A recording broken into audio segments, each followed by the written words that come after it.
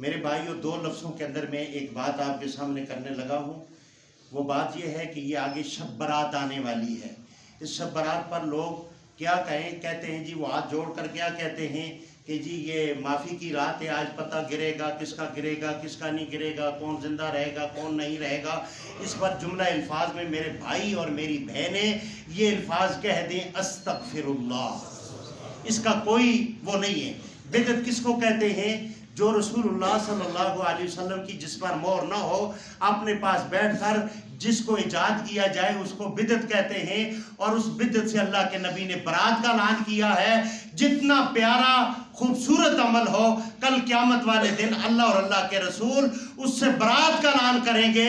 اللہ کہے گا میں نے تو آپ کے لیے لقد کان لکم فی رسول اللہ اسوۃ حسنہ، میں نے تو تمہارے لیے یہ اسوہ حسنہ دیا تھا۔ یہ تمہارے نام اعمال میں جہنم میں جانے کے لیے یہ شب برات جو ہے یہی کافی ہے۔ کیوں؟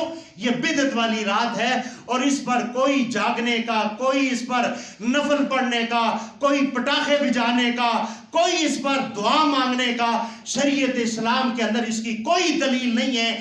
اگر کوئی دلیلیں ہیں تو وہ اِنَّا أَنزَلْنَاهُ فِي لَيْلَةِ الْقَدْرِ، اس رات کی ہیں جس رات میں قرآن نازل ہوا ہے، اور اس رات میں کوئی قرآن نازل نہیں ہوا۔